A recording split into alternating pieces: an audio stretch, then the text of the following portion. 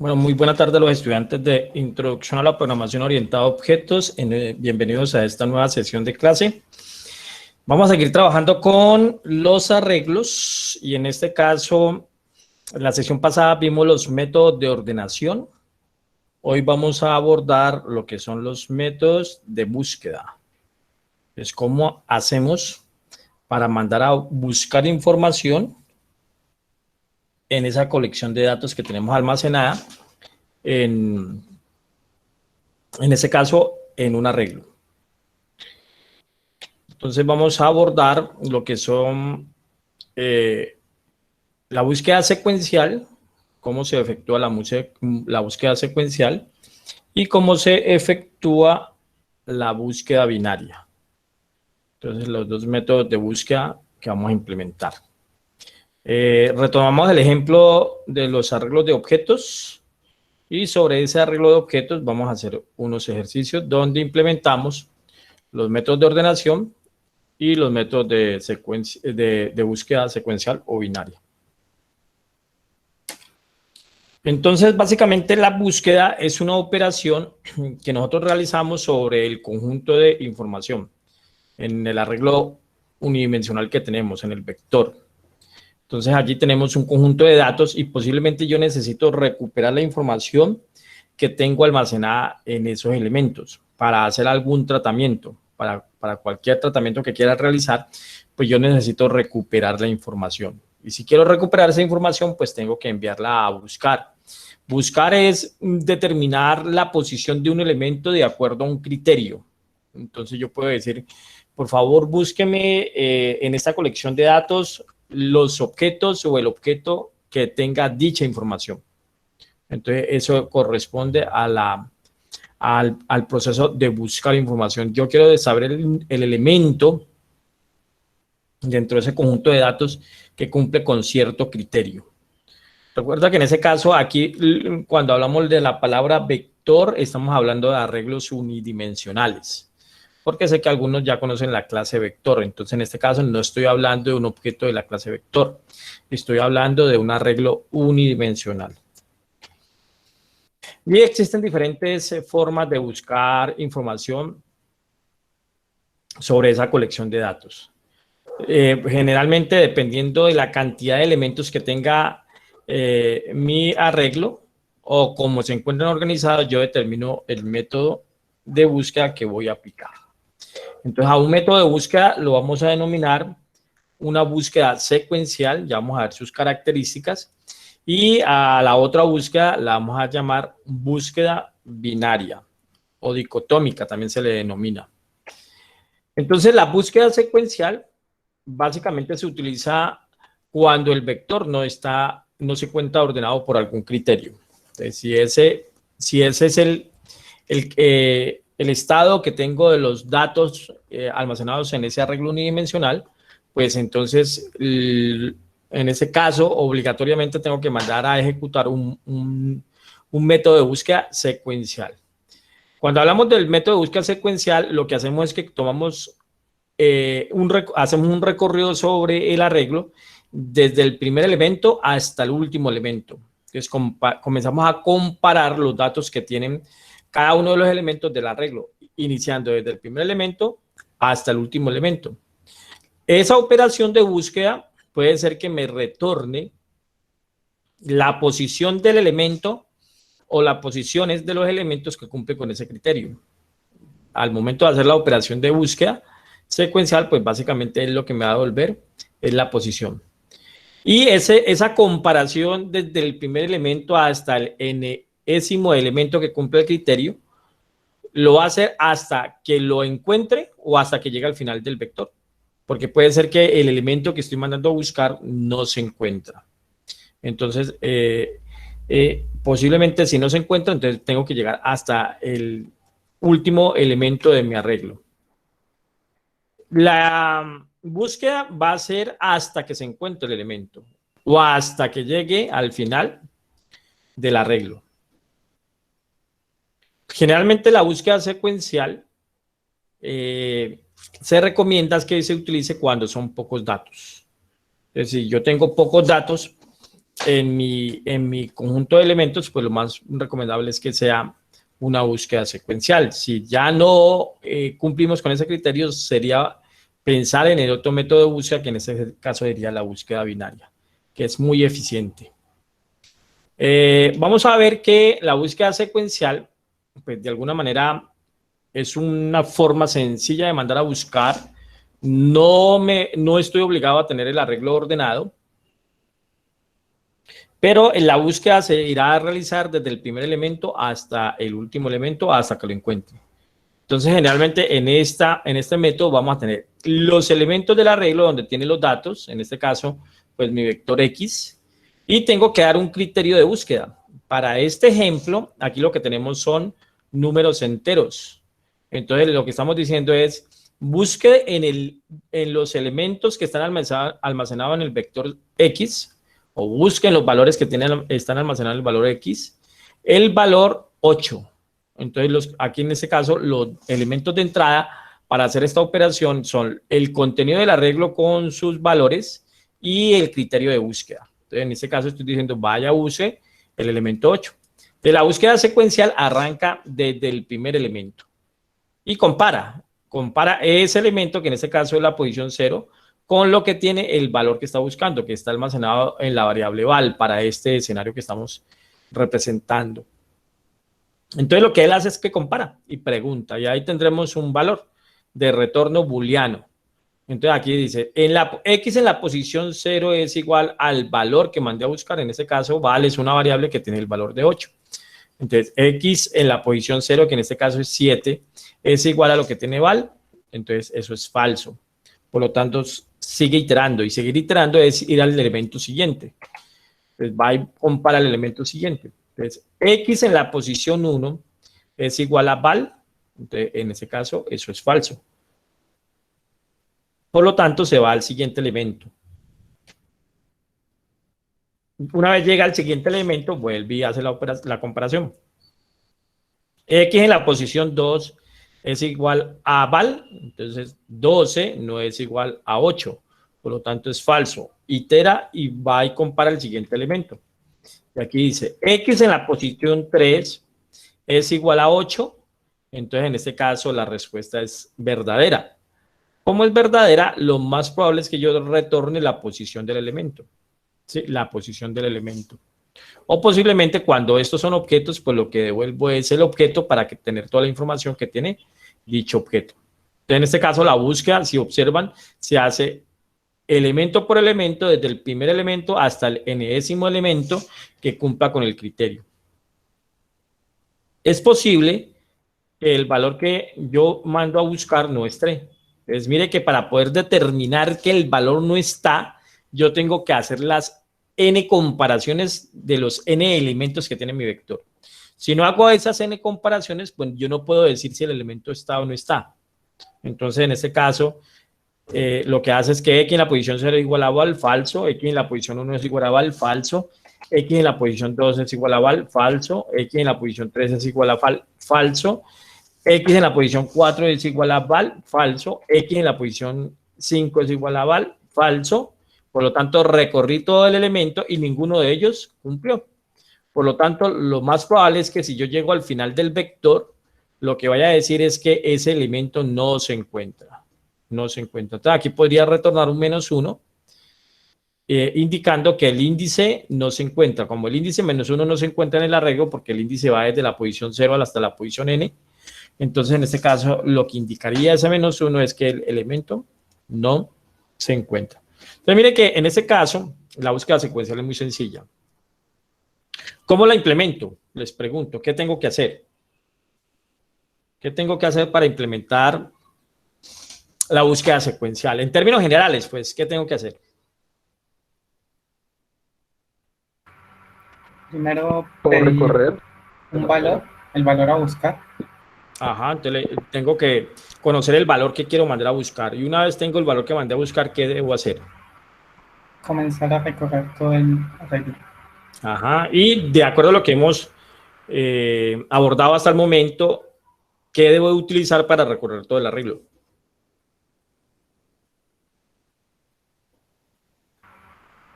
Ahí se podría Una utilizar un estructura for. repetitiva. While también. Dale serio y luego Duan. Un for o un while. ¿Qué había Pues, dicho Duan? Duber. Duber. Una estructura repetitiva.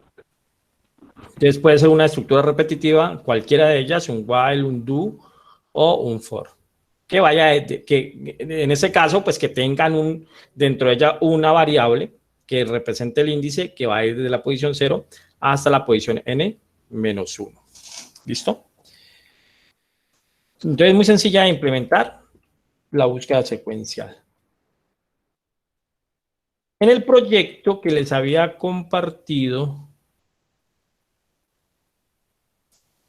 la clase pasada para lo de las ordenaciones, ahí también ya estaba implementado.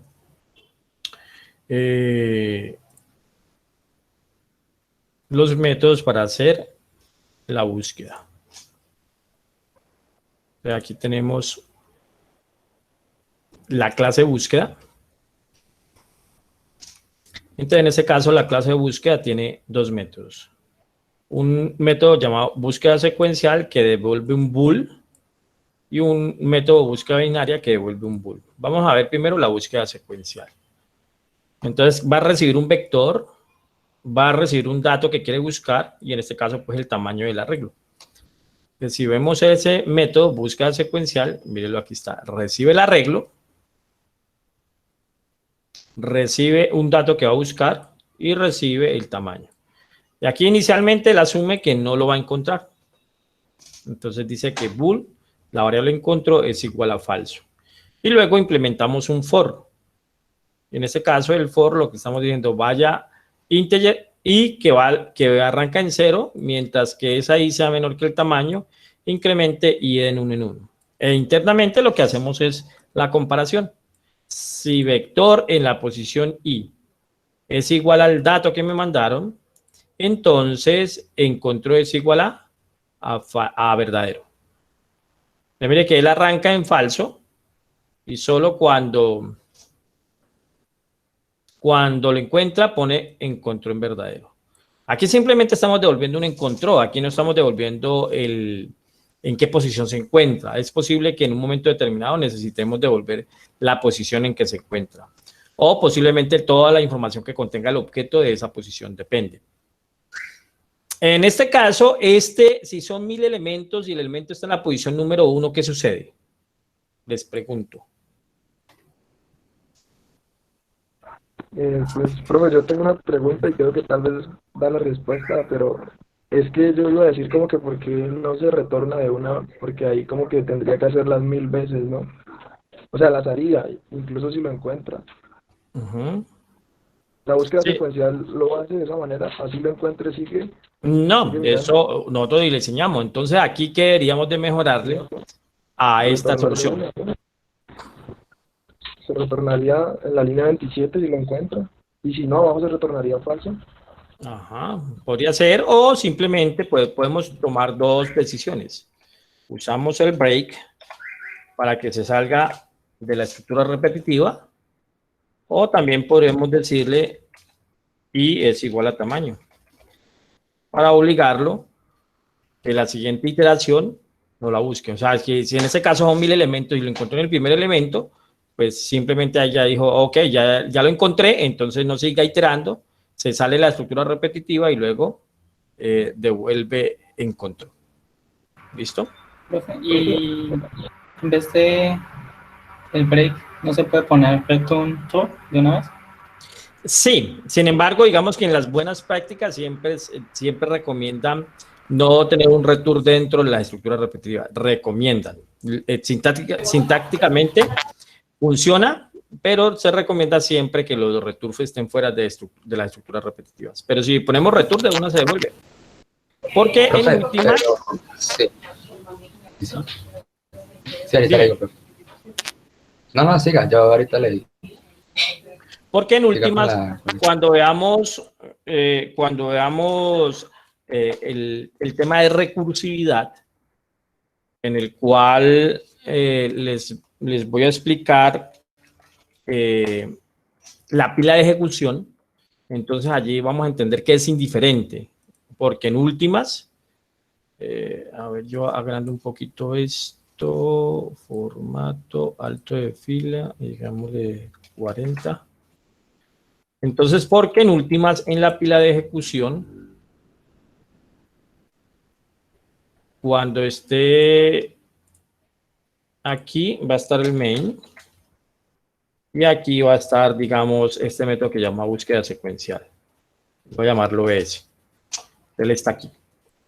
Entonces, cualquiera de las tres alternativas va a funcionar, porque en este caso, cuando nosotros le decimos aquí return, lo que le está diciendo es sálgase de esto y regrese a donde fue llamado.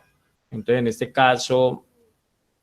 este caso, él se saldría de aquí. Pero hay una pregunta. ¿Sí? Es que yo he hecho códigos en los que dimos un retorna, pero como la función es de tipo bool, en tipo de compilación, él dice, al final de la función no ha retornado ningún booleano.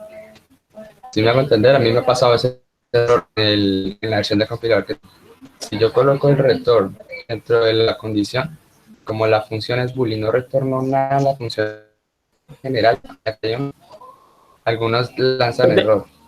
Que por eso es que dicen en la 31, que algunos compiladores se quejan de eso. Pues depende, porque mira que aquí estamos diciendo retorna encontró y encontró es un bool, ¿no? Igual si nosotros dijéramos aquí, return encontró, ahí estamos diciendo, mire, retorne esta variable, y esta variable es de tipo bool, y en la firma lo que estamos diciendo es que va a devolver un dato de tipo bool. Sí. A mí el compilador se me queja. Si yo lo hago allí y lo borro de la 31, a mí el compilador se me queja. Claro, porque es que claro, se te queja porque es que en la compilación, en ese caso, en la compilación, el compilador lo que está diciendo es, bueno, y si aquí no te cumple esta condición, ¿qué vas a hacer? Exacto. A eso me refería, que creo que para eso es que se... Entonces, digamos que lo que tendría que hacerle para que el compilador no te haga un else y haga un return y, digamos, aquí false. ¿Listo?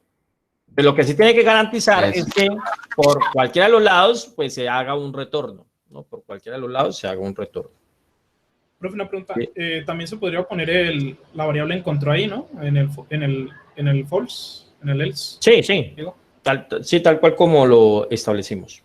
Sí, o sea, porque mira que aquí en este caso, pues si él no entra por aquí, lo que pasa es que aquí yo no puedo, en ese caso, para este ejemplo, yo no puedo hacer este return aquí con este else.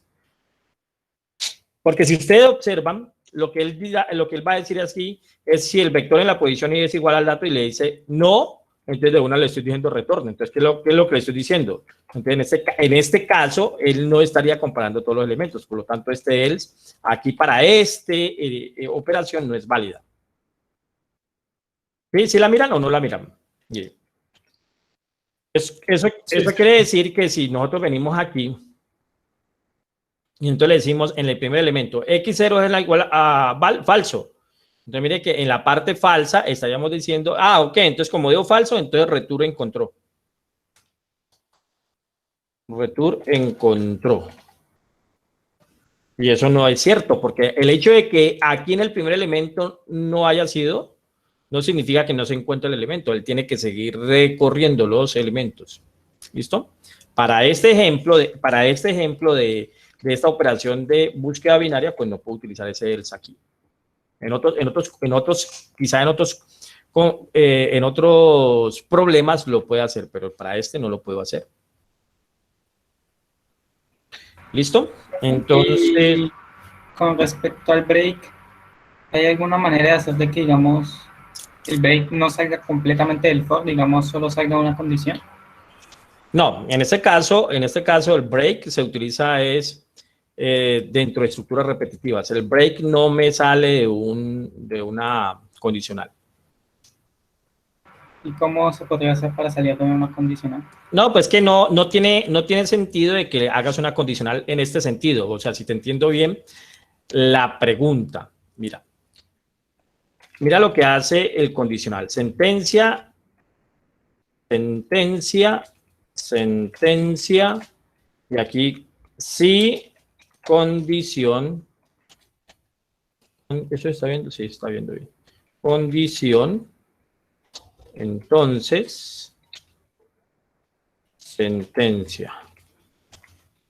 Else. Bueno, si no, sentencia. Y fin, sí. Entonces, mira, esto es una secuencia, esto es una estructura secuencial. ¿Y qué significa una estructura secuencial? Pues que las órdenes, primero que todo, las órdenes se ejecutan de arriba hacia abajo. Y segundo, que cada que se ejecute la sentencia, pues ya no se vuelve a ejecutar. Entonces, aquí tengo, voy a aumentarle un poquito el tamaño de esta letra.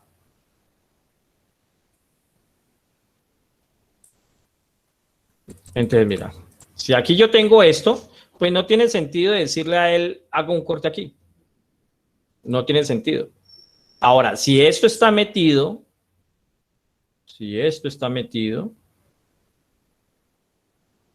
dentro de una estructura repetitiva, por ejemplo, un mientras y un fin mientras, entonces lo que le estamos diciendo con el break, ahora sí, digámoslo aquí, digámoslo aquí, entonces ahora sí el break hace sentido. ¿Por qué? Porque lo que está diciendo el break es salga de la estructura que está repitiendo. Eso es lo que hace el break. Salga de la estructura que está repitiendo. O sea, no vuelva a repetir, independientemente que la condición siga cumpliéndose. ¿Sí? ¿Y entonces, solo sale del que está adentro?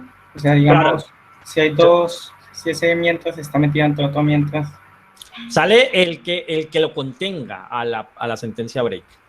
Porque mira que en este caso, ¿quién contiene la sentencia break? Entonces voy a representar lo que tú estás proponiendo. Entonces, digamos que tenemos todo esto y aquí hay otro mientras.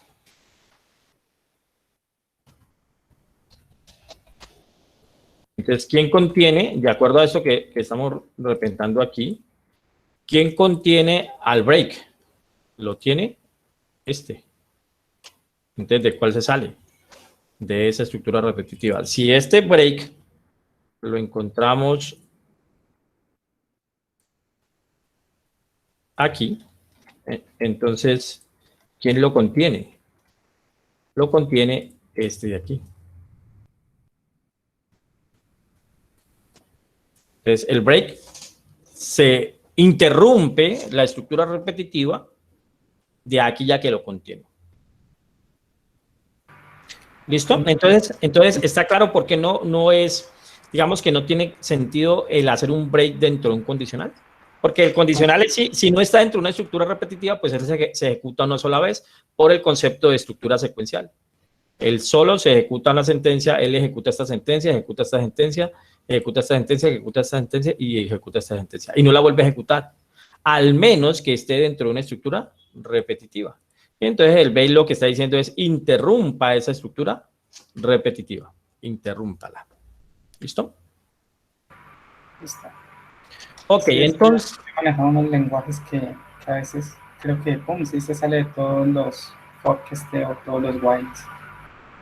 Ok. Hay manera también en C. Que se salga de todos los for, no. En este caso, no lo hay. La única es utilizando la palabra return, porque si en última lo que quiere salir es de todas las estructuras repetitivas y quiere salir del método, pues te quieres ir de él. Entonces, digamos que la forma de poderlo hacer de acuerdo a lo que propones es utilizando la palabra return. Váyase de esta, de esta función o de este método que tengo y retórnese. Es la única forma. Es decir, volviendo a tu contexto, si esto fuera una función o un método, y tú después de esto, aquí le dices un return, ahí lo que estás haciendo es saliéndote de todo. Allí en este caso te está saliendo de todo.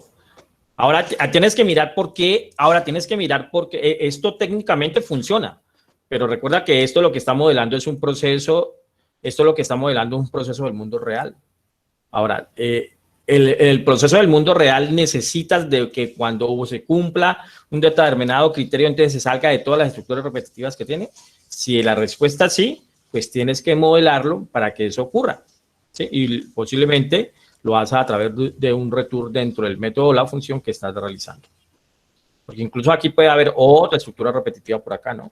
Mientras, todas las que necesite el problema que estamos modelando. Entonces, mire que ahí hay 3 estructuras repetitivas.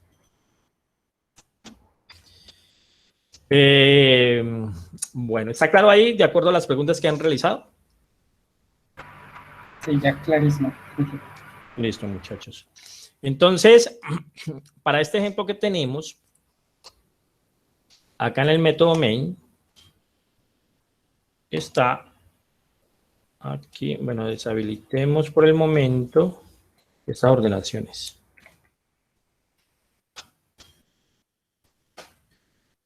Aquí, ¿qué estamos diciendo? Estamos diciendo, por favor, mande a ejecutar del objeto buscar, que está acá arriba declarado, el método buscar secuencia, pasándole el vector original, diciéndole que va a buscar el número 7 y en este caso el tamaño del vector. Esto que está aquí es una búsqueda, esto que está aquí es una condicional lineal, ¿no? Unuaria. Aquí esto lo que decimos es, voy a hacer esta condición, símbolo de pregunta, y aquí haría un proceso cuando esta condición es verdadera. O sea que aquí va un proceso cuando la condición es verdadera. 2 puntos, y aquí iría un proceso cuando la condición sea falsa. O sea que esto que está aquí es como si estuviéramos diciendo lo siguiente. If, en este caso, buscar búsqueda secuencial, pasándole todo esto. Si esto es así, entonces cout encontró. De lo contrario, cout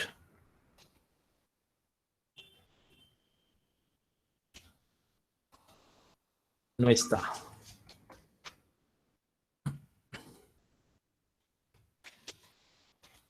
Entonces, este condicional doble que está aquí está representado en este caso. Mire que aquí, como yo quiero que en esta misma orden él escriba encontró o no está, pues lo puedo hacer de esta manera, a través de la condicional unuaria o condicional lineal. Entonces, aquí, si observan, aquí él va a devolver un falso o un verdadero. Un falso o un verdadero. Y entonces, en este caso, lo que está diciendo es, si esto, lo que volvió ahí es verdadero, verdadero es igual a 1, entonces pregunta, entonces el cout va a escribir encontró. Y si eso es falso, entonces el cout va a escribir no está. Eso es lo que está haciendo allí. Si lo mando a ejecutar,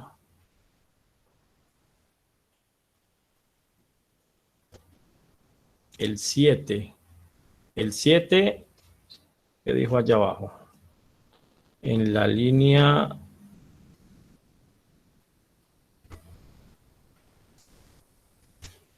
35 de búsqueda CPP, en la línea 35 de búsqueda CPP. Aquí algo deja abierto. Algo deja abierto. Ah, claro, le borré el símbolo, el cierre de el if, las modificaciones que hice ahí.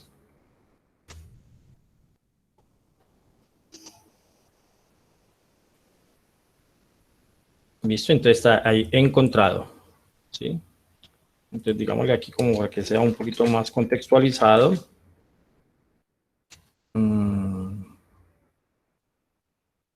el número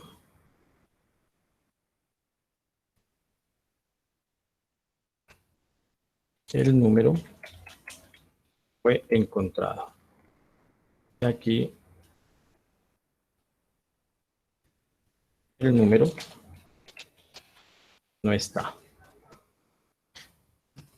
Entonces, vamos a pasarle ahorita un número que no exista, el 25. El 25.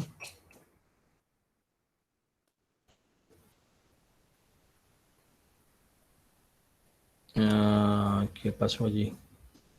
Sea punto y coma, ¿en dónde? De este se aguarda.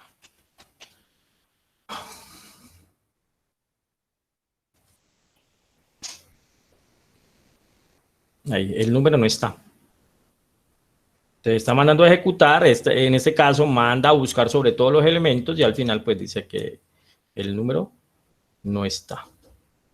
Listo, entonces esa es la búsqueda secuencial. Profe, una pregunta. Dime. Es que no entendí bien a la hora que en el código que aparece igual 1, esa como decisión donde aparece si lo encuentro o no lo encuentra. O sea, no entendí bien la lógica de ese espacio, la línea de código esa, Okay, la 59. Voy a comentarla aquí y voy a hacerla acá arriba, que es un poco más visible de esta forma. Es lo que hay allí. Y buscar vector. Entonces, voy a hacer lo siguiente para que lo entiendas. O para que lo verifique, para que lo evidencies mejor. Le voy a decir simplemente que me haga un cout de esto.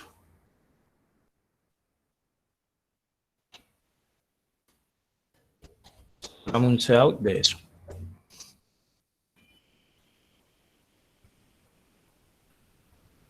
Ave María, por Dios, se me quedó este aquí.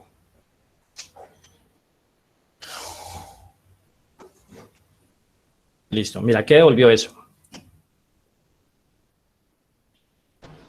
El 1. Entonces, aquí estamos viendo aquí, si buscar todo esto, o sea, si lo que retorna esto es igual a 1. ¿Qué pasa si le decimos 25? Me devuelve un 0. ¿Listo? Entonces, para que entiendas ahí qué es lo que está pasando. Pero yo acá estoy devolviendo un true y estoy devolviendo un false. Esa sería la pregunta. Porque allá está comparándolo. Porque para C, 1 es igual a 2. Y 2 y 0 es igual a falso. Entonces, en última, aquí que estamos diciendo, en esto que estamos haciendo acá abajo, es lo mismo. Si lo que me devuelva buscar secuencia hasta aquí, si eso, entonces esto aquí sería reemplazado, digámoslo aquí. Todo esto, voy a hacerlo así. Todo esto.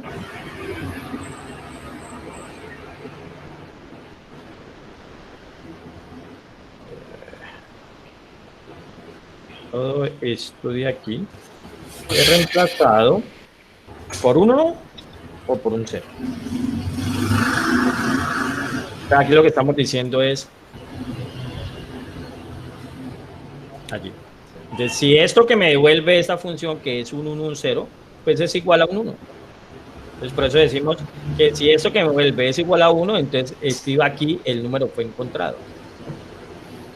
Porque este condicional, velo acá arriba, este está diciendo, pregunto por algo, y si este algo es verdadero, después del símbolo de pregunta va a lo que quiero hacer cuando sea verdadero. 2 puntos va a lo que quiero hacer cuando esta condición sea falsa. Ok. Listo. Bueno, entonces, esa es la búsqueda secuencial, muy sencilla de implementar. Entonces, lo que tengo que hacer es una iteración del arreglo, desde el primer elemento hasta el enésimo elemento, y devolver puede ser un boolean, o si yo quiero en este caso devolver aquí, digamos que aquí lo que yo quiero devolver es el índice, la posición. Entonces podríamos digamos, acomodar esta función, ya no me va a devolver un bool, sino que me va a devolver un entero. Entonces acá podemos decir, él devuelve un entero, y aquí lo que diríamos es, devuelve un entero. Y aquí le decimos, ok, arranca -1. Y si lo encontró, entonces dígame que la posición es sí, retorna en control y retorna en control. Entonces ya aquí el retorno está en función, el retorno está en función de la posición. Por lo tanto, acá ya no le podemos decir que si me devuelve un falso o un verdadero, sino acá vamos a estar en función de la posición. Por lo tanto, aquí lo que le vamos a decir es que si esto es igual a -1. Si es igual a -1, o es diferente, si es diferente de -1, entonces diga que encontró, y si no, diga que no está. O sea, lo encontró en la posición, aquí sí nos toca, aquí me va a tocar en la posición, me va a tocar hacer esto, integer posición es igual a lo que devuelva esto. Y entonces aquí le vamos a decir que si posición es diferente de -1, lo encontró en la posición. Y aquí vamos a decirle más. No, esto es en Java. Aquí es menor, posición. Y si no, pues el elemento no se encuentra. El elemento no está en el arreglo. Profe, con respecto a lo que iba a hacer, de poner de pronto en más posición, ¿eso cómo se puede hacer? ¿Cómo se puede pasar un número entero a una string, a un char? Mediante la STL, en el manejo de cadenas hay funciones. Entonces está el str to i, o str to float, o str to doublet. Entonces digamos que hay funciones para hacer esas operaciones. Okay. Listo, mira. Encontró en la posición 0. ¿Eso es cierto? Sí, en la posición 0, mira. Si le damos 23, entonces lo encontró en la posición 5. 0, 1, 2, 3, 4 y 5. Y si le pasamos el 25,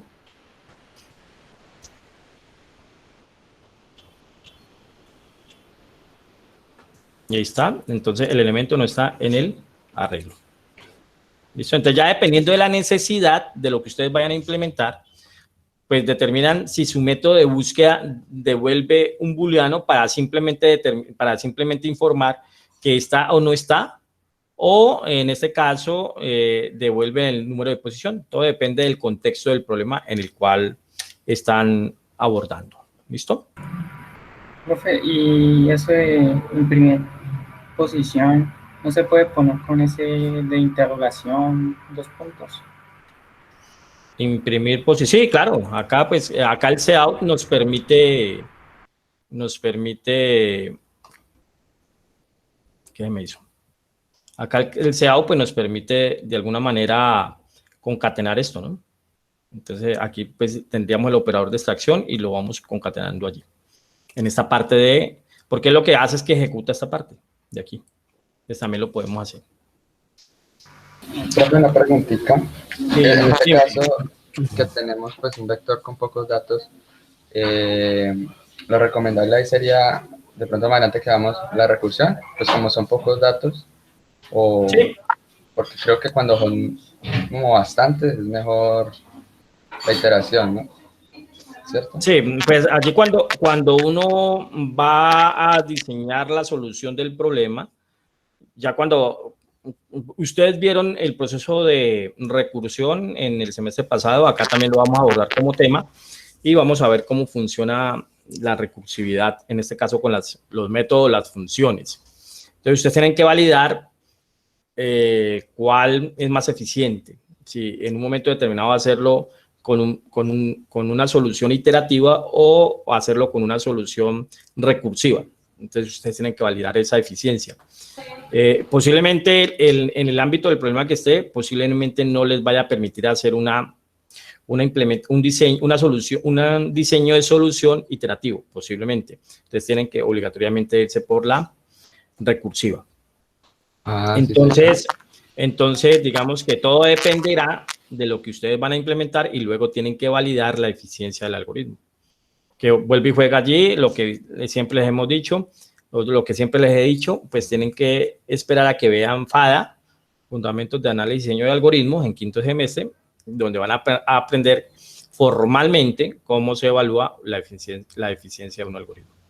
Listo, profe. Sí, es que como ya viste que el Quicksort era recursivo, entonces yo un día estuve leyendo que cuando hay muchos datos, como que no es aconsejable la recursión porque es como, si no estoy mal, porque lo leí hace poco, es como varios procesos en el stack, en la pila, entonces se ponen varias, no me acuerdo cómo se llaman, digamos varias tramas en la pila, y eso genera como tiempo o digamos muchos procesos cuando son muchos datos y haces da como, un stack overflow, ¿no? Como, yo decía que cuando eran bastantes, era iteración, entonces me pregunté en caso de un Quicksort, entonces el Quicksort se haría con datos relativamente pocos, ¿no? O sea, no tantos.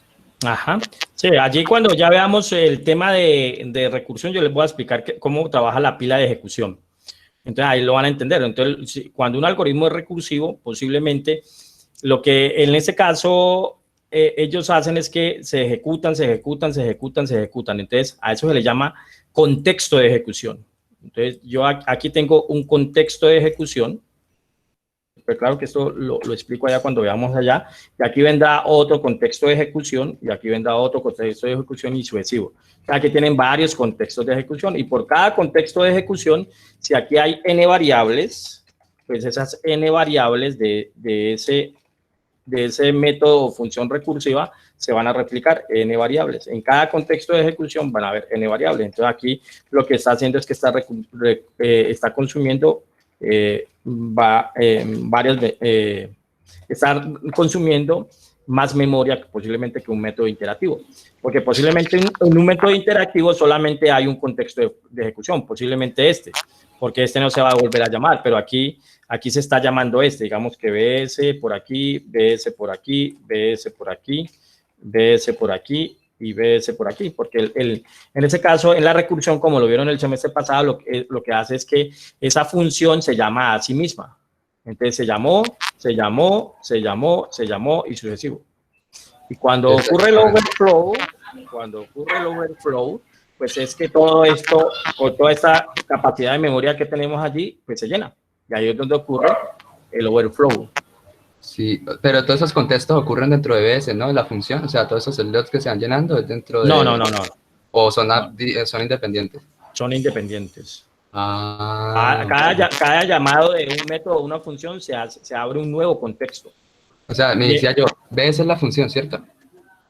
Esa es la función, sí. Dentro de ese slot hay otro subslot de contexto, es lo que me refiero. O sea, son distintos, pero están dentro del espacio donde está la función.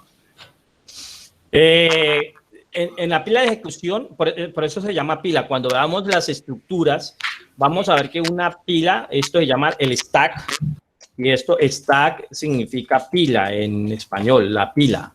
Entonces, en ese caso, la estructura pila lo que hace es que sostiene los contextos de ejecución de los métodos, las funciones que nosotros tenemos. Y solamente tiene un contexto activo, el último. Entonces, cuando yo les explicaba ahorita acá que decía, no importa aquí en esta función que nosotros acá hagamos un return aquí, pues es lo que está, si observan, perdón, aquí se está llamando a búsqueda secuencial, ¿cierto? Entonces, en este caso, aquí tiene el main. Y desde el main, mire, desde el main, está llamando a búsqueda secuencial. Entonces, en este caso, él dice, ok, llame a búsqueda secuencial, está aquí. Y en este búsqueda secuencial se vino para acá. Y aquí en este contexto de ejecución tiene acá internamente la variable encontró, tiene la variable tamaño y aquí él está operando.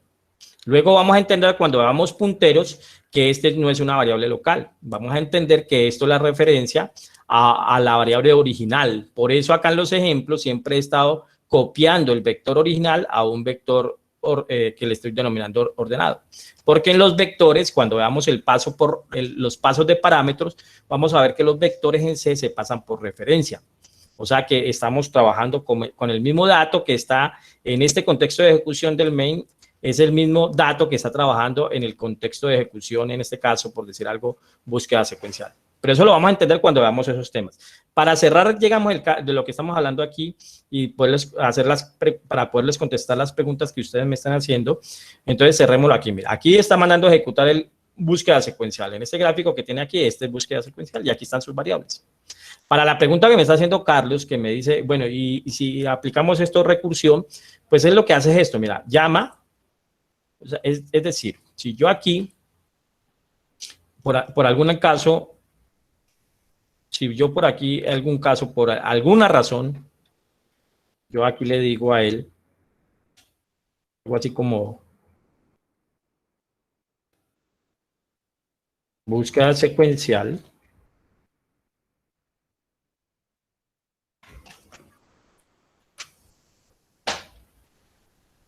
y aquí en este caso, digamos que tendría que pasarle I++. Acá recibe un integer I. Y bueno, tendría que hacer otra condición. Si miran aquí, búsqueda secuencial, dentro de él se está volviendo a llamar a él mismo. Búsqueda secuencial. Entonces acá en la pila de ejecución lo que hace él es, ok, usted me llamó, entonces me está volviendo a llamar. En este caso, en el segundo llamado está aquí. Yo solamente tengo dos contextos de ejecución y el que está trabajando es este. Si por alguna razón dentro de él vuelve y se llama, entonces en este caso estaría aquí. Y el contexto de ejecución que se está operando y lo que está funcionando es este. Y si vuelve y se llama, en este caso el contexto de ejecución que está operando es este. Cuando él se retorna, destruye el contexto de ejecución y vuelve al siguiente elemento. Que eso es lo que es, esa es la forma como trabaja una pila. Un elemento que llega al tope de la pila y el último elemento que entró es el primer elemento que se elimina. Entonces, si este termina de ejecutarse, se terminó aquí. Si este termina de ejecutarse, se terminó. Si este termina de ejecutarse, se destruye y vuelve al anterior y en ese caso volverá a main. Entonces, más o menos eso es lo que está ocurriendo aquí. Ah, eso es como el return address, es como un espacio de la pila en donde se guarda la dirección de memoria de la función cuando se devuelve, ¿no? Como el callback para dar el resultado. El contexto de ejecución, además de guardar las variables locales que le están llegando, que se están declarando, también tiene la dirección de donde fue llamado. Entonces, por eso es que él, cuando nosotros le recibimos return, él sabe a dónde debe de regresar.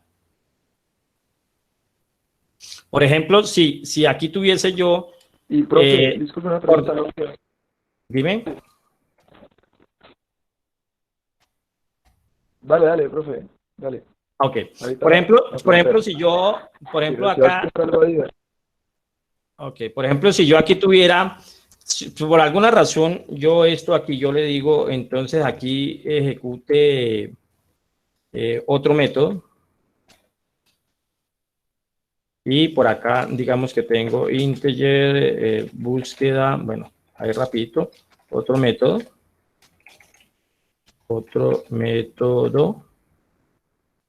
Bueno, con sus parámetros, tengo eso aquí. Aquí, ¿qué es lo que estaría ocurriendo? Miren, del main se está llamando a búsqueda secuencial, ok, entonces acá en la pila de ejecución, él vendría, ok, del main voy a llamar a búsqueda secuencial. Y aquí estaría el contexto de esa función. ¿Listo? Pero aquí dentro de búsqueda secuencial está diciendo, manda a ejecutar otro método. Por lo tanto, acá él diría, ok, están mandando a ejecutar a otro método. Y aquí estaría el contexto de ejecución de otro método. Y en este momento el método que está activo es otro método. Si desde otro método llamara a otro, pues entonces armaría otro contexto de ejecución en la pila. Aquí estaría otro X y el que está activo es otro X. Cuando otro X deje de funcionar, todo eso se destruye Y aquí en este contexto, él sabe desde dónde lo llamaron a él. Entonces, como a él lo llamaron desde aquí, desde otro método de ejecución, pues retorna a ese contexto de ejecución. Generalmente lo que va a retornar es el anterior elemento dentro de la pila de ejecución. Entonces, cuando se devuelva este otro método, ¿qué hace? Se destruye todo lo que hay allí en memoria y retorna al anterior. Y cuando este haga un return, se destruye y vuelve al anterior, que en este caso es el main. ¿Listo? ¿Quién me iba a preguntar?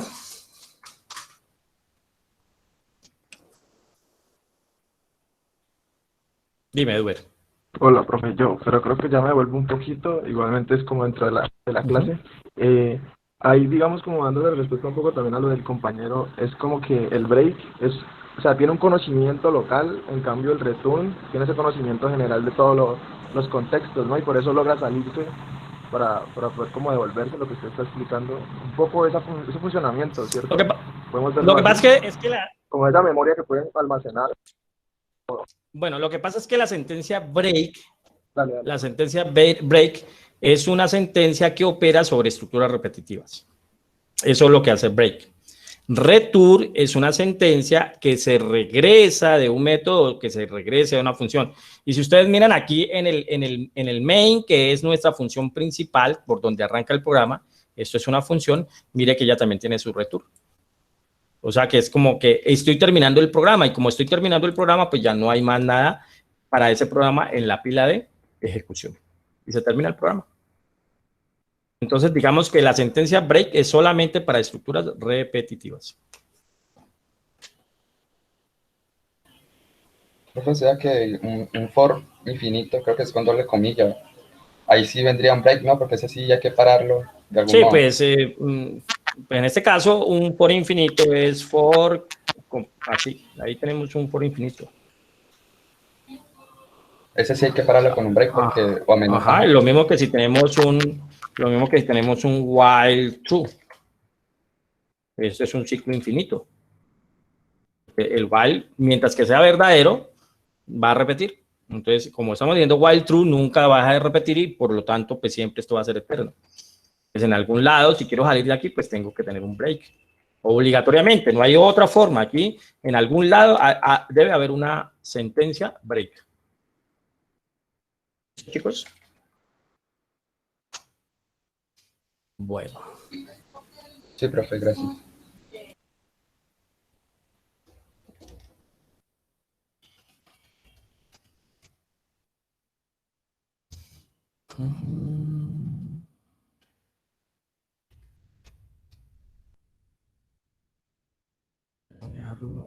Con el bull.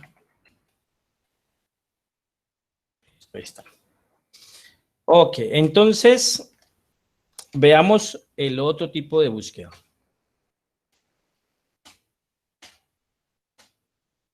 La búsqueda binaria. Entonces, la búsqueda binaria, básicamente la vamos a utilizar. Cuando la vayamos a utilizar, debemos de garantizar que los datos dentro del arreglo estén ordenados por algún criterio.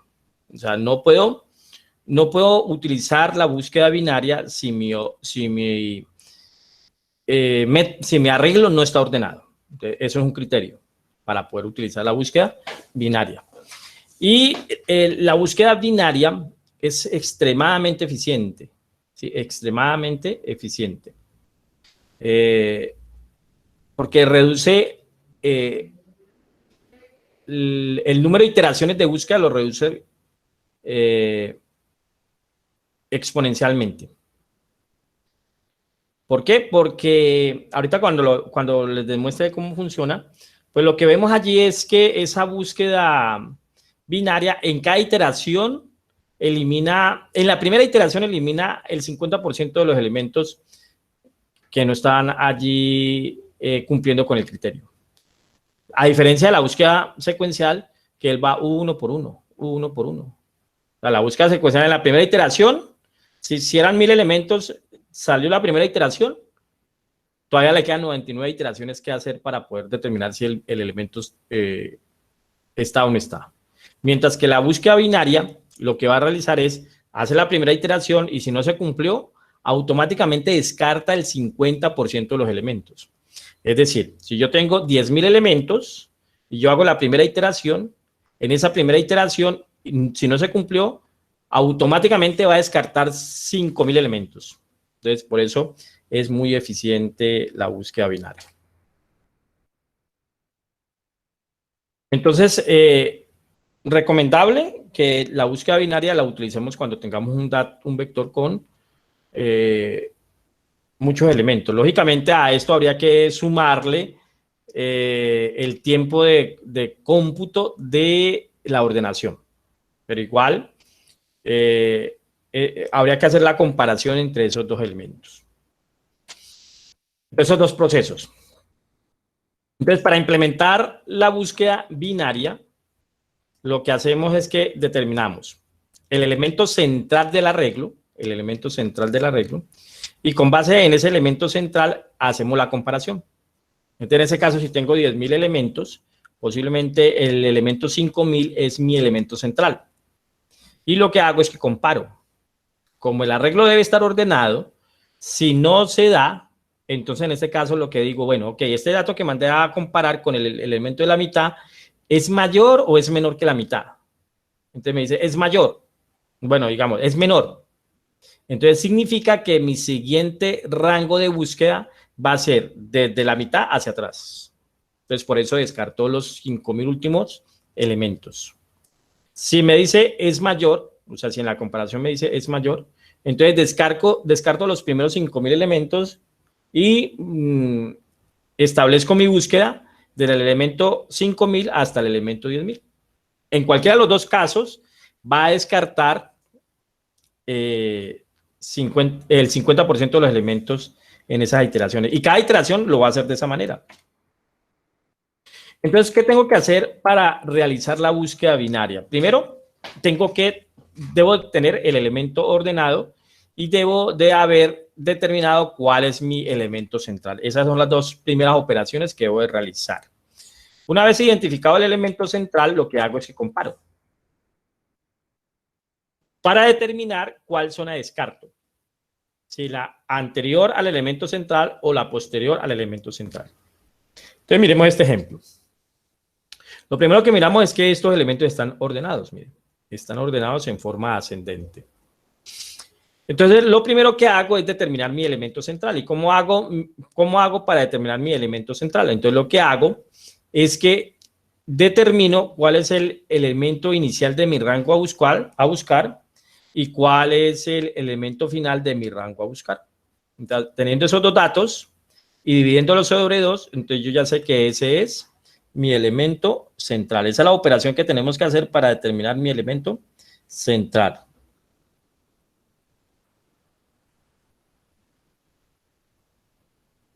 No entendí la pregunta, Sergio, que hiciste en el chat. ¿Hay una manera de ordenar datos que es similar? No entendí. Es que he visto que hay una manera también que, digamos, coge los datos y los comienza como a dividir cada vez a la mitad y a la mitad y luego los va ordenando luego. Ah, sí, ese método se llama el quicksort. El quicksort lo que hace es que, digamos que en ese caso, lo que hace es que divide la longitud de lo que va a ordenar en mitades. Y hace un llamado recursivo y él al final lo que hace es que devuelve cada uno de esos elementos ordenados. Pero lo que hace es dividirlo. Pero eso es una técnica de ordenamiento. Esta es la técnica de búsqueda. Pero más o menos utiliza como una estrategia similar, que es dividir el arreglo en mitades. Y aquí de alguna manera lo está dividiendo en la mitad. Mire, medio es igual a inicio más fin. En este caso, este es el inicio, arranca en 0, y este es el final, arranca en 12. Entonces sería 0 más 12, ¿perdón? En caso de ser un número impar. Toma el anterior. Siempre esto hay que redondearlo a un número entero. Entonces, pues en ese caso, tu número va a ser digamos que en la mitad dio 6.5, entonces no hay un índice de 6.5. Entonces, o va a ser el 6 o va a ser el 7. Ya tú determinas cómo lo implementas. Pero digamos que esto como es un entero, pues aplicaría la ley de si es 5.5, súbalo, y si es 5, si es mayor a 5 a 0.5, súbalo, y si es menor a o igual a 5, bájelo. Digamos, la regla de redondeo. Ahí aplicaría la regla de redondeo. Ok. Entonces aquí dice, en este caso, para esta diapositiva que tengo aquí, dice 0 más 12 dividido en 2. 0 más 12 dividido en 2. Entonces, en este caso sería 12 dividido en 2, daría 6. Entonces, mi elemento central es X en la posición 6. Y hacemos la comparación. Entonces, X en la posición 6 es igual a val. Entonces, X en la posición 6 vale 25. En ese caso, no es igual a val. Entonces, la siguiente pregunta que se debe hacer es, ¿cómo es el estado de este elemento con respecto al elemento a buscar? Y entonces, básicamente, lo que hacemos es que comparamos. Mira aquí lo que decimos. Si X en la posición 6 es mayor que val, si X en la posición 6 es mayor que val, entonces lo que va a mover es la variable inicio. Inicio va a ser igual a medio más 1. O sea que este inicio va a ser a este elemento más 1. Por lo tanto, mi siguiente, para este caso, mi siguiente rango a buscar sería desde el 7 hasta el 12. Desde el 7 hasta el 12. Por lo tanto, todos estos elementos de aquí para acá serán descartados. Entonces, eso es lo que va a suceder. Todos los elementos, desde el elemento central hasta el inicio, van a ser descartados. Y tengo un nuevo inicio. Y en este caso, este inicio va a venir aquí. Por lo tanto, para mi siguiente iteración, el inicio va a valer 7 y el final va a valer 12. Entonces, en mi siguiente iteración, pues tengo que volver a calcular el valor medio del rango a buscar. Ahí está. El valor medio del rango a buscar. Entonces sería medio es igual a inicio, que vale 7, y fin, que vale 12. 7 más 12 es igual a 19. Entonces mira que aquí está tu pregunta. 7 más 12 dividido en 2 da 9.5. Entonces en este caso, como cumple la regla de redondeo, entonces lo baja a 9. Entonces en este caso mi elemento central es la posición 9. Y comparamos nuestro elemento buscado con ese elemento. Entonces, X en la posición 9, que vale 31, que almacena un 31, es igual a val. Entonces, falso. ¿Listo? Falso. Y viene la siguiente pregunta. Entonces, la siguiente pregunta es, ¿cómo es el elemento central con respecto del valor que estoy buscando? Si es mayor o es menor. Entonces, aquí viene.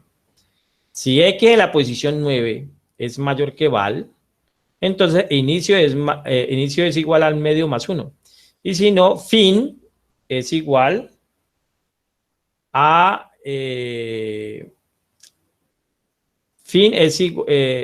la variable fin es igual a medio menos 1. Entonces miremos aquí.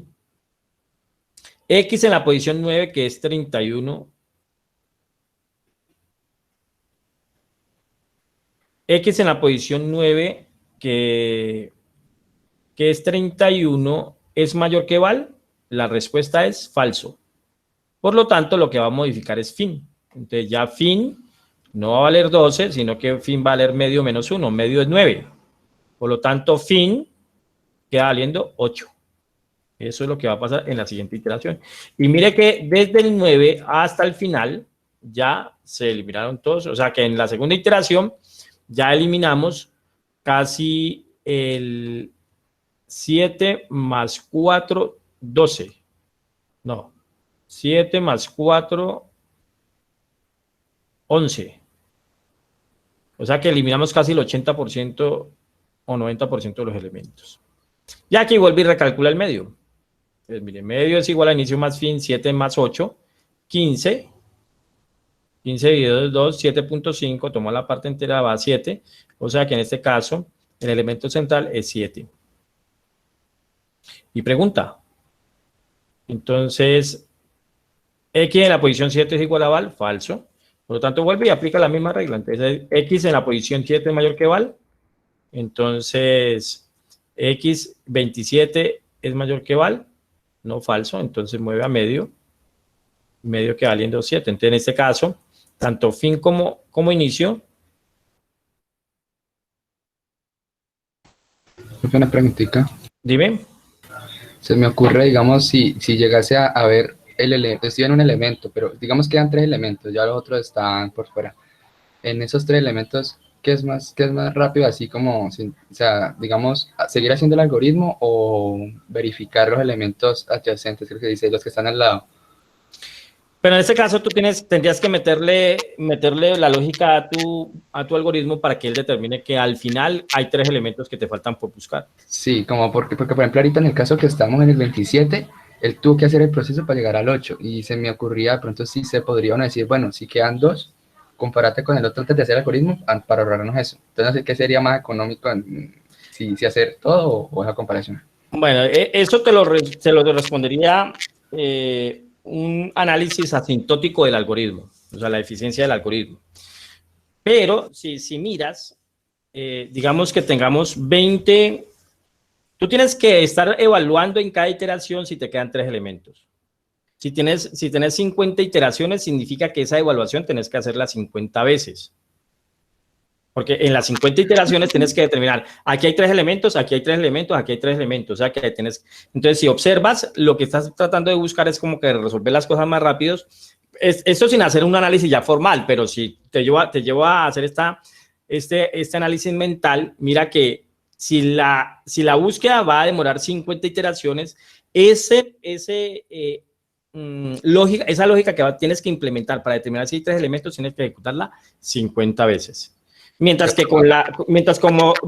cuando vas haciendo tu algoritmo, pues él al final va a quedarse esos tres elementos una sola vez, pues no importa, hace una nueva iteración, pero una sola, no 50 comparaciones, para el ejemplo pues, que te estoy estableciendo, ¿no? Sí, ya me quedó claro, sí, yo me preguntaba, pero claro, porque sería hacerla las otras veces innecesariamente. Entonces claro, es mejor hacerlo así de una. Así es. Listo, profe, gracias. Con gusto. Entonces, igual también podríamos implementar como una primera comparación, ¿no? Que digamos, si el del medio más, bueno, o sea, como para decir, desde un inicio descartar que no existe el dato, digamos, que pidan 24. A ver, se podría poner, no, digamos, o sea, ¿hay alguna manera, digamos, de descartar que no está el dato desde un inicio? O sea, digamos... No hay una forma de que yo le diga a él, tengo estos 13 datos y tengo este valor a buscar, que él de inicio, sin hacer un recorrido sobre el algoritmo, ya sea secuencial o binario, que diga, no, este dato no existe, no es posible. Bueno, podría hacer lo siguiente. Digamos que lo que podrían hacer es comparar el elemento inicial y el elemento final y evitar que se hagan las iteraciones. Podría ser que digan ustedes que si el elemento a buscar comparado con el primer elemento es menor y si el valor a buscar comparado con el último elemento es mayor, si cumple esos dos criterios, entonces allí estaríamos diciendo que el elemento no está dentro del vector. Estando ordenado, ¿no? O sea, esto que estoy diciendo es estando ordenado. Porque acá siempre, si está ordenado, aquí va a haber el valor menor y acá va a estar el valor mayor. Entonces, lo que hago es que este valor es menor que este, sí. Ahora dígame, ¿este valor es mayor que este? Sí. Si esas dos condiciones son ciertas en un vector ordenado, entonces yo ya puedo decir, sin tener que ir a iterar, que el elemento no se encuentra dentro del vector. Profe, una pregunta. Dime, Julián. ¿Para esta búsqueda binaria es necesario que el vector esté ordenado? Obligatoriamente. Ya. Obligatoriamente. Es que aquí, claro, para ver si está dentro de la primera mitad o la segunda mitad. Exacto. Exacto. No, es que como este no, claro, no es... Aquí hay un 40 que no está en la última posición. Ah, ok, está mal eso ahí. Tiene que estar ordenado. Ese 40 tiene que ir en la posición 28. Sí, sí. O sea, hay que invertirse. ¿Entonces está así? Sí, eso es un error ahí de transcripción, entonces arreglémoslo de una vez. Vamos a ver, 28. Esto como que es una imagen. Me lo convierte. Voy a ponerlo en 48 y queda bien. Ah, sí. Sí, para que quede bien. Ah, ok, sí, está bien. Y así evitamos aquí 48. 48. Creo que hay una forma de decirle a él, vaya, busquen todas las diapositivas, el 28 y corríjalo por 48. Quizás.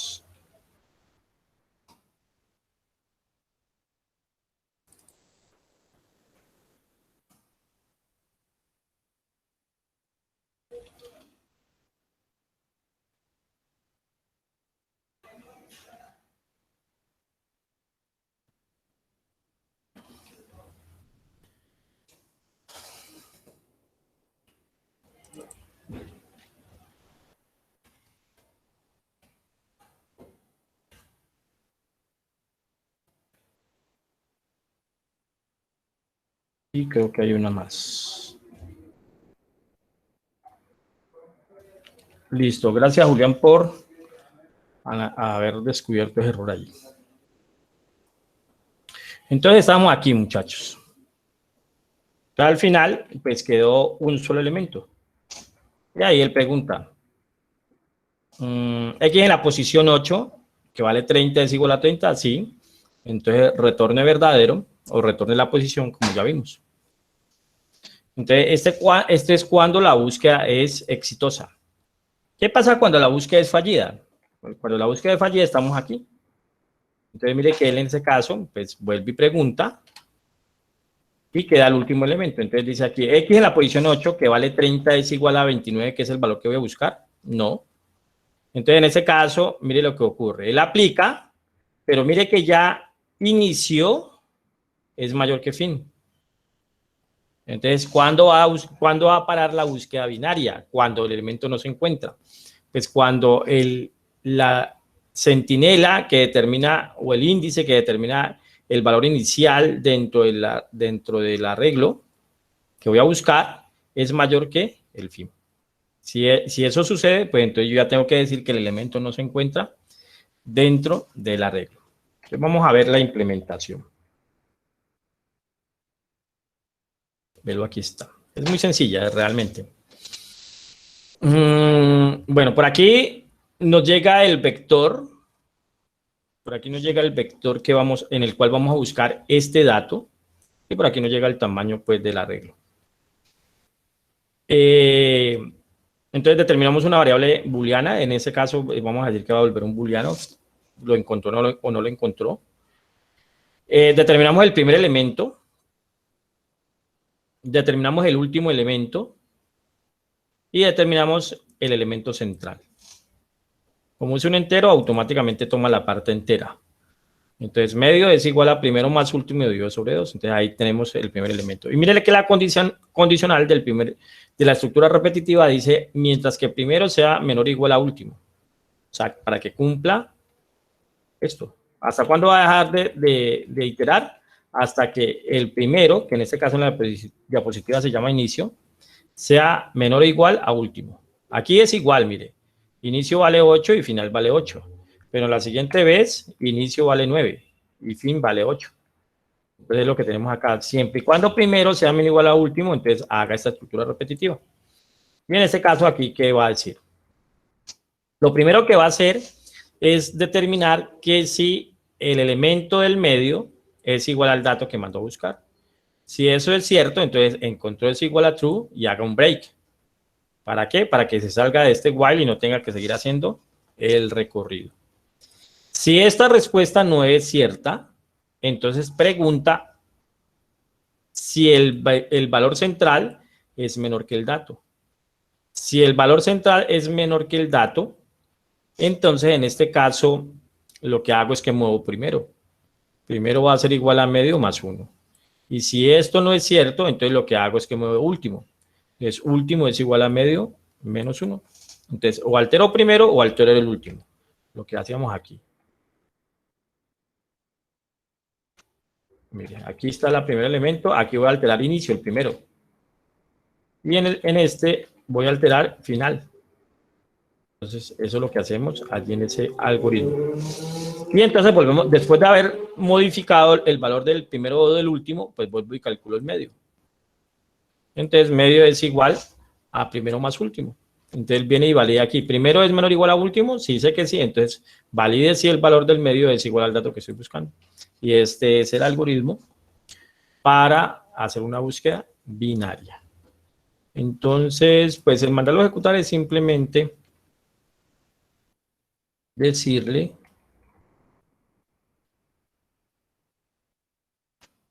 me mande a buscar, que mande a ejecutar el método búsqueda binaria, pasándole el vector ordenado, pasándole el valor de 47. Y en este caso el valor de 47. Pero aquí no puedo trabajar con vector ordenado porque lo tengo ordenado, va a estar en vacío. Entonces tengo que mandarlo a ejecutar cualquiera de estos. Digámosle aquí.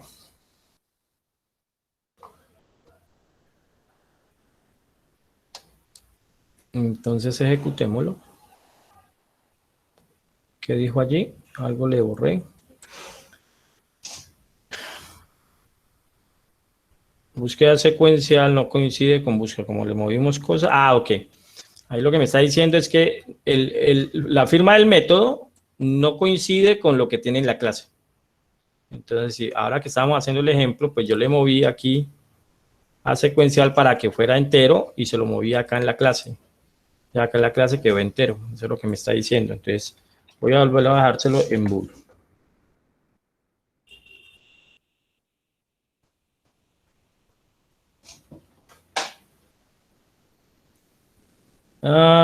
Dice que en la búsqueda en CPP en la 5531, búsqueda binaria, error en la declaración, algo dejé mal por allá. En la 35, claro, otra vez aquí está la llave del if. En este caso él me lo está reportando en la 35 y en la 58. O sea, acá abajo. Pero yo sé que esto acá abajo yo no lo he modificado, por lo tanto esto acá abajo está bien. Entonces fue algo de lo que modifiqué acá y en este caso lo que él está diciendo aquí es, el error que le está dando aquí es que no coincide como el símbolo de apertura de este paréntesis que está abriendo. Y por acá dice que en la línea 58 hay como un error de llaves. Lógicamente no es por allá, sino que acá omití la llave, o borré la llave. Esas son las cosas que ustedes tienen que depurar cuando les aparecen esos errores, ¿no? Tienen que interpretar bien el error. Ok, pero aquí simplemente está imprimiendo lo del método. ¿Y qué pasó acá con la búsqueda? Digamos, resultado.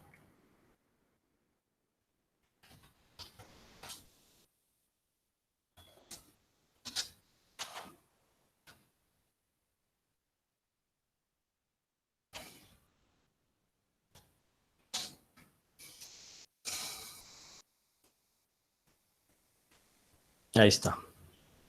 Resultado 0, o sea que no lo encontró porque el 47 no existe aquí. Ok, y ahorita digámosle el 23. Bueno, debo devolver un 1.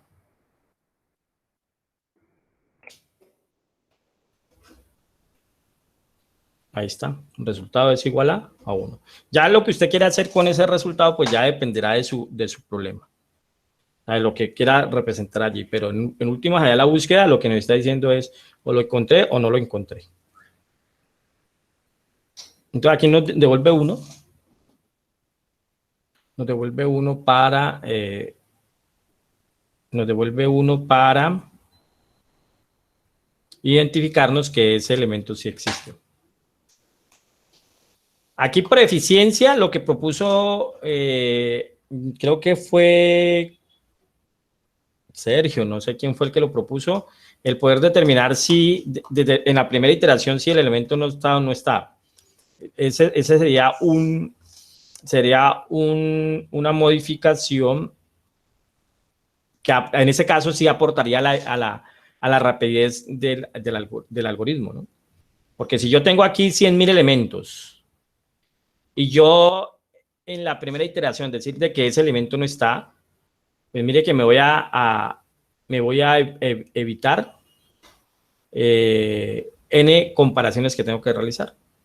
Porque yo digo, no está, pero no está en el criterio de que diga aquí esto, dígame si es menor que este, y a su vez dígame este si es,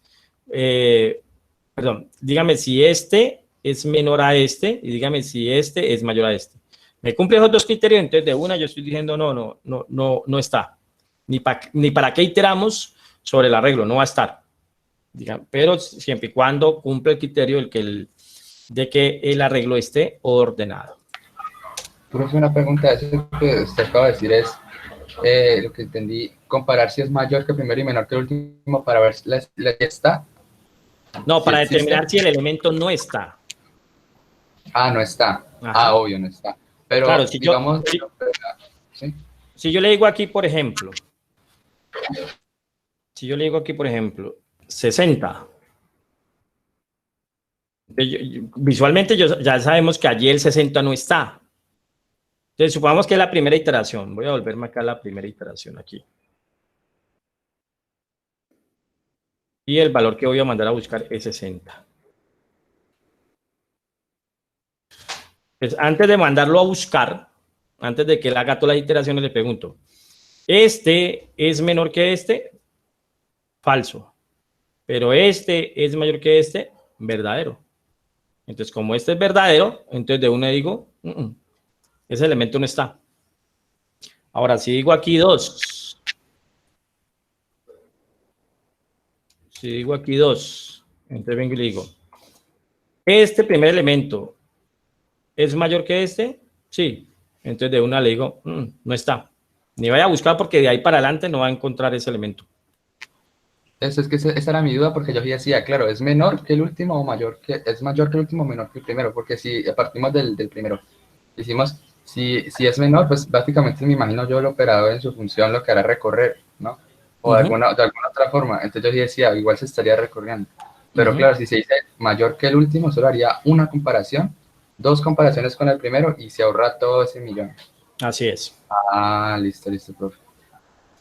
Bueno, chicos, ¿está claro el tema de búsqueda de elementos en un arreglo? ¿Algo así se puede implementar, digamos, para buscar nombres? Sí, bueno, todo. Incluso tú puedes tener objetos allí. Lo que quieras mandar a buscar. De hecho, pues les tengo un ejercicio. Profe. Dime. Sí, creo que también hay otro rol en las diapositivas. Porque el algoritmo nos dice en el anterior. O sea, él pregunta es que si el valor en la posición 6, aquí en la diapositiva dice que si es mayor al valor y debería ser menor, ¿no? Vamos a ver. Dice aquí, en esta primera iteración diría, en este caso, digamos que el resultado de esto tiene que ser que inicio quede valiendo 7. ¿Listo? Entonces vamos a analizarlo allí y concluimos si aquí el operador es mayor o es menor. ¿Listo? Entonces miramos aquí. M es igual a 6, por lo tanto estamos aquí. Entonces ya sabemos que M no es igual, M en la posición 6 no es igual al valor a buscar. Entonces venimos y preguntamos, X en la posición 6 es mayor que val. Entonces, X en la posición 6 vale 25, ¿cierto? 25 es mayor que 30, falso. Por lo tanto, vendría acá y alteraría fin. Sí, Julián, tienes toda la razón. Y aquí, en este caso, el operador es menos. Entonces, en todos de ahí para adelante tiene que ser menos. Porque sí están de acuerdo allí con lo que Julián detectó allí, que el operador que se estaba utilizando aquí no era el correcto. Porque mire que en esta primera iteración, quien debe moverse es inicio, aquí a 7. Pero aquí, de acuerdo al resultado de esta lógica, quien se está moviendo es fin. Vuelvo y lo dejo como estaba. Sí, solo que igual se puede poner el mayor que y pues invierte lo de abajo, ¿no? El M más claro, se podría, una forma es mover esto acá, pero la forma más rápida pues aquí es cambiando el operador relacional y diciéndole menor. Entonces, de aquí para abajo, pues todo ese operador tiene que ser menor. Gracias, Julián, ahí por la corrección. Esto quedó grabado de una vez para dejar... Sí, eso graba de una vez. Entonces, aquí voy a cambiar esto de una vez.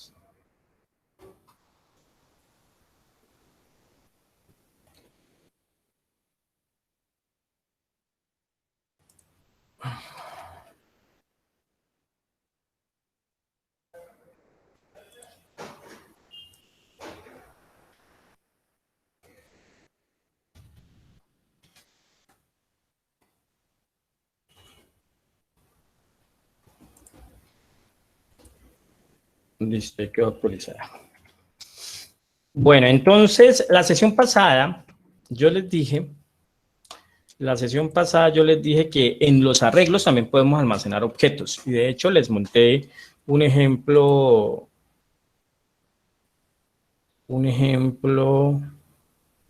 acá. Aquí está, arreglo de objetos. Entonces, ustedes tienen allí ese proyecto, arreglos de objetos. Él abre esto. Ahí están. Entonces, aquí lo que tenemos es una clase que llama grupo y una clase que llama estudiante. La clase estudiante pues tiene 3 atributos, nombre, edad y peso. Tiene los dos métodos constructores. Tiene su método destructor, tiene los get y los set para los 3 atributos. Eso es estudiante. Y ahí está implementado. Y en grupo, entonces tiene un arreglo de tamaño 10 llamado grupo. Y tiene los métodos modificar último, obtener último y obtener tamaño. Y los métodos agregar estudiante, que le llega un objeto de la clase estudiante, y listar estudiantes. Eso está en la clase grupo. Y miremos aquí la implementación. Entonces, cuando arranca, en el método constructor le dice que último vale 0. Y este método pues lo que hace es modificar último. Este lo que hace es devolver último. Esto lo que hace es devolver tamaño. Y aquí está el método agregar. Entonces, en el método agregar, lo primero que hace es que averigua, bueno, le recibe como parámetro un objeto de la clase estudiante. Y viene aquí y recupera el último, lo que tiene último, que arrancó en 0. Y recupera lo que tiene tamaño, que en este caso es 10. Y pregunta, ¿lo que tiene último que vale 0 es menor que tamaño que es 10? Entonces sí. Por lo tanto, dice que el arreglo grupo en la posición último guarde el objeto estudiante. Y ya sabemos que un objeto estudiante tiene estos 3 atributos y tiene estos métodos. Entonces ahí almacenó en el arreglo, en el índice último, al estudiante. Y altera el valor de último, aumentándole 1. O sea que en este caso, la siguiente vez, último vale 1. Último vale 1. Entonces aquí dice, devuelva verdadero. Y si esto no se cumplió, devuelva falso.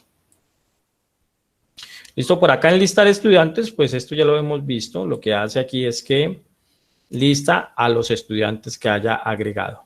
Lista a los estudiantes que haya agregado. Entonces, para este estado en lo que está este programa, viene aquí, dice acá, cree un grupo, cree un estudiante, y dice que mande del objeto grupo llamado hipo, mande a ejecutar el método agregar estudiante, en este caso el objeto estudiante 1. Si esto devuelve un verdadero, entonces dirá el estudiante fue agregado con éxito. Y si esto no devuelve un verdadero, pues dice ocurrió un error.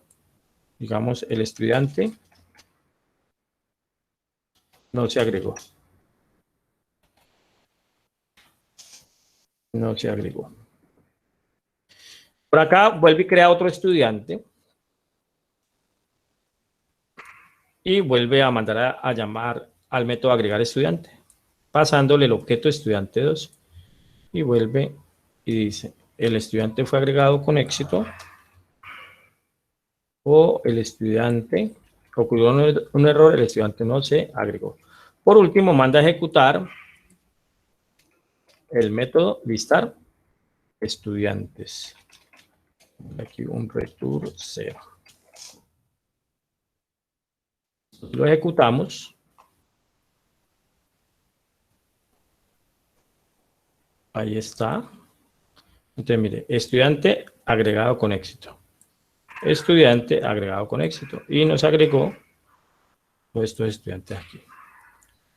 Digámosle que en este primer estudiante, solamente aquí para que veamos acá que diga estudiante no agregado. Bueno, ahí está claro. Si llego al 10º estudiante, el 11º estudiante no me lo va a dejar agregar. Por lo tanto, acá lo que va a decir es, ocurrió un error, el estudiante no fue agregado. ¿Listo? Entonces, ¿cuál es la tarea de ustedes? La tarea de ustedes va a ser realizar estas funcionalidades.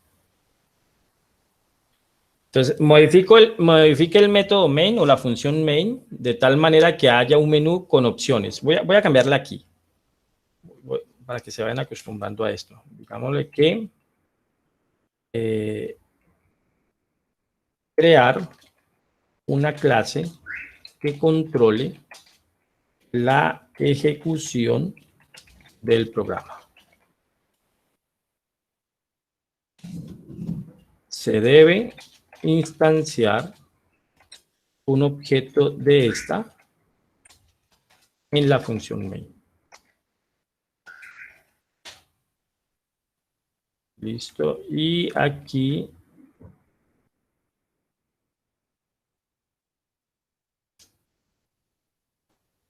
sería la clase que controla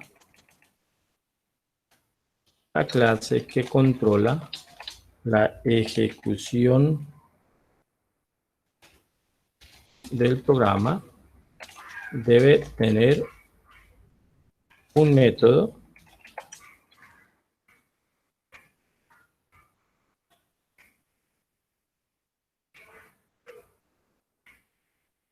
que contenga o que implemente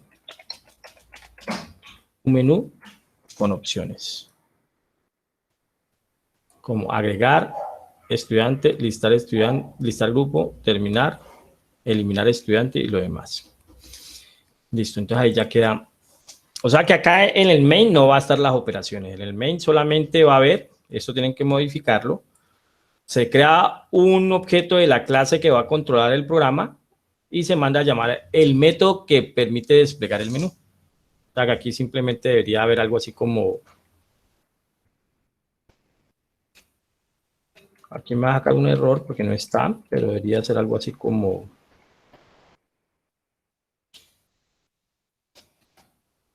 Controladora.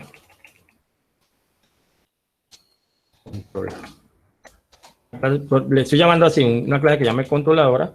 Y por aquí, control, iniciar programa.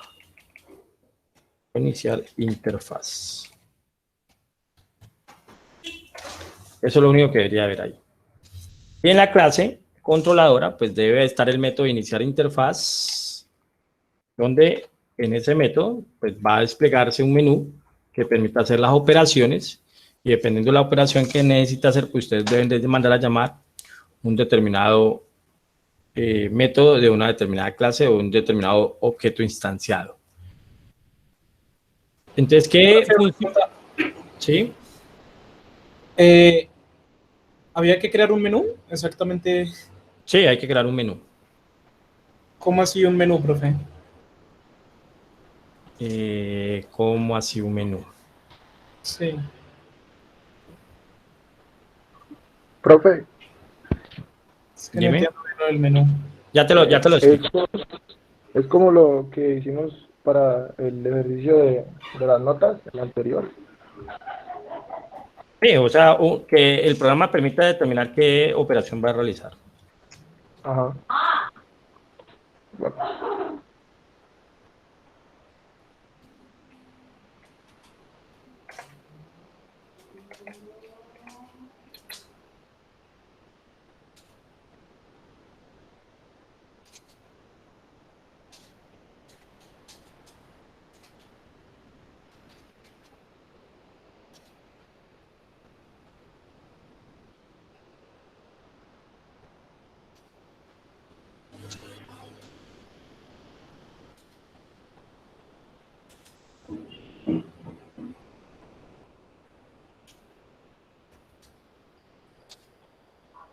Profe, ¿Sí bien? pues yo en el anterior ejercicio yo creé un menú con el ejercicio de las notas que habíamos hecho antes. Sí. Sí, no sé, aquí estoy haciendo esto para poder explicar allí a Luis, creo que fue el que me preguntó de cómo es un menú. Mira.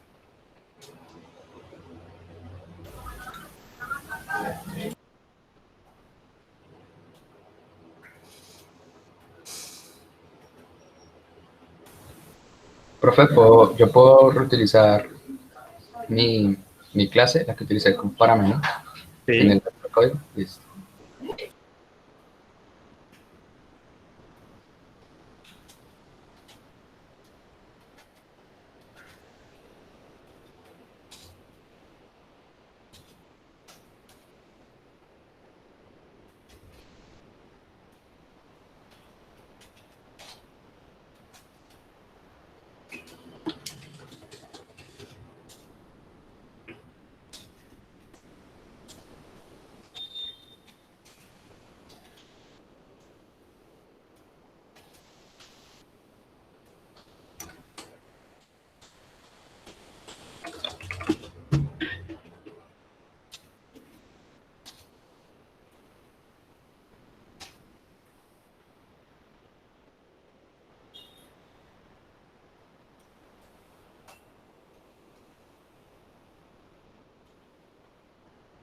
Listo, eso es un menú.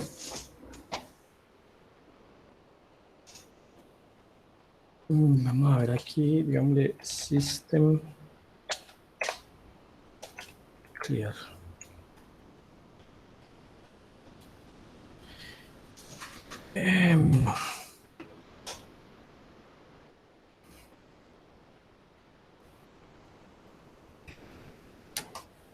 No. Ok, ok.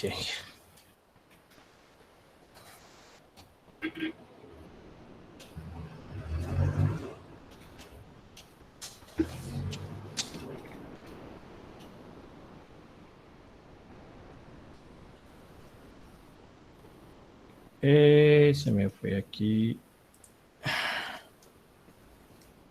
En donde aquí un punto y coma. Y creo que aquí falta el operador de extracción. Y ya.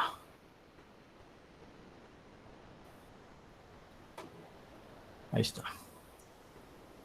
¿Qué quiero hacer? Entonces quiero saludar uno. Ahí está. Hola, bienvenido. Y luego, ¿qué quiero hacer? Dos, despedir. Chao. Ahí tocaría dar un salto de línea para que algo viene. 5, terminar. Ah, ok, gracias, profe. ¿Listo? Eso es un menú de opciones. Me deja... Ah, no, nada, profe. Bueno, chicos, entonces, ¿qué operaciones hay aquí? Vamos a ver. Ok, agregar a la clase estudiante el atributo código. Bueno, van a tener un menú de operaciones, agregar estudiante, listar y todas las operaciones que están aquí.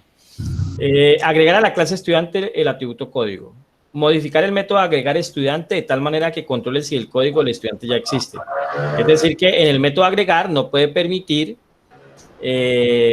dos estudiantes que se agregue un estudiante con igual código. Si ya agregó un estudiante con código 1 y va a agregar un nuevo estudiante, pues tendrá que usted decir allá, no se puede registrar estudiante porque el código ya fue registrado. ¿Listo? Un método que devuelva el promedio de edad del grupo. Ustedes necesitan allí un método que haga eso. Un método que devuelva el promedio de peso del grupo. Un método que imprima los nombres de las personas con mayor peso. O sea, tienen que determinar cuál es el mayor peso y él va a devolver ahí, estas son las personas que tienen este mayor peso. Un método que imprima los nombres de las personas con mayor edad.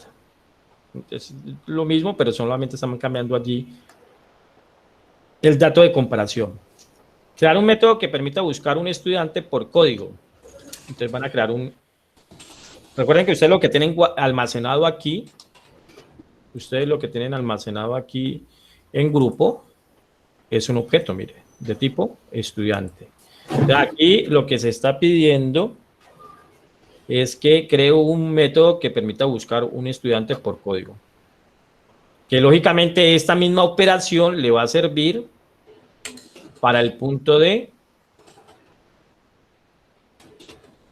¿Qué me hizo? 4. O sea, ¿cómo determino si un código de estudiante ya existe? Pues lo mando a buscar. El punto 9 le sirve para poder realizar el punto 4. Y van a imprimir ese arreglo. El listado de estudiantes ordenado por código. O sea, que ahí tienen que aplicar un método de ordenación. Entonces,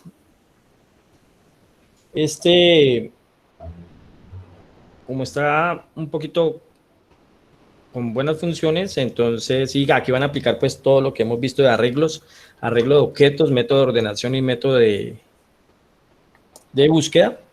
Entonces esto lo vamos a declarar como un laboratorio. ¿Cómo, profe? Esto es para entregarlo. Es un laboratorio. Entiendo. ¿Listo? Porque si lo dejamos opcional, pues entonces algunos lo hacen y otros no lo hacen. Y necesitamos ir aplicando lo que vamos viendo. Lo pueden hacer en parejas. ¿Listo? Como lo hicieron el otro.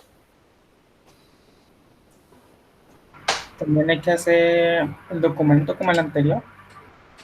En este caso, como los elementos son puntuales, lo que antes de que ustedes se vayan a construir allá su método en lenguaje C, lo que van a hacer es que van a construir el algoritmo.